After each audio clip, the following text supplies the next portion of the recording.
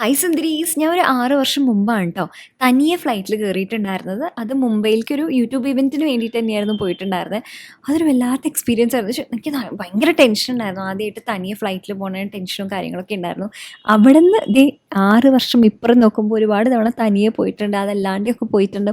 അപ്പോൾ ഞാനിങ്ങനെ ഇത്തവണ ഇങ്ങനെ മുംബൈയിലേക്ക് തന്നെയാണ് യൂട്യൂബ് ഇവന്റിന് വേണ്ടിയിട്ടായിരുന്നു പോയിട്ടുണ്ടായിരുന്നത്.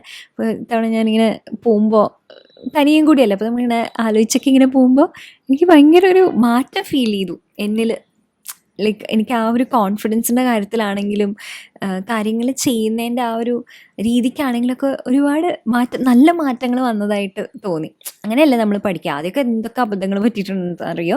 ആ ഗേറ്റിൽ പോയി ഈ ഗേറ്റിൽ പോയി മൊത്തം തെറ്റും എല്ലാം. പക്ഷെ പിന്നെ ഒക്കെ പഠിക്കും. എല്ലാവരും അങ്ങനെയാണ്, തെറ്റാണ്ട് നമുക്ക് പഠിക്കാൻ പറ്റില്ല. അതുകൊണ്ട് ഒന്നും പേടിക്കേണ്ട കാര്യമില്ല. പേടി ഉണ്ടാവും, പേടി ഉണ്ടെങ്കിലും നമുക്ക് വരുന്ന ഓപ്പർച്യൂണിറ്റീസ് എല്ലാം എടുക്കുക എന്നുള്ളതാണ് മെയിൻ ആയിട്ടുള്ള കാര്യം. അപ്പോൾ നമുക്ക് ഇന്ന് യൂട്യൂബിൻ്റെ ഇവൻ്റ് ഉള്ളത് ജിയോ വേൾഡ് സെൻറ്ററിലാണ് കേട്ടോ. ഒരുപാട് സെലിബ്രിറ്റീസ് ഒക്കെ ഉണ്ടായിരുന്നു. ശ്രേയ ഘോഷലും എ ആർ റഹ്മാൻ സാറൊക്കെ ഉണ്ടായിരുന്നു. ഭയങ്കര വെച്ചാൽ കണ്ടിട്ടെങ്കിൽ ഭയങ്കര സന്തോഷമായി. അപ്പോൾ ഞാൻ എത്തിയിട്ട് മുംബൈയിൽ എത്തി കുറച്ച് നേരം കഴിഞ്ഞിട്ടാണ് ഉണ്ണിമായും അമ്മും കൂടെ എത്തി. അപ്പോൾ ഞങ്ങളെല്ലാവരും ഉണ്ടായിരുന്നു ഇവൻറ്റിന്.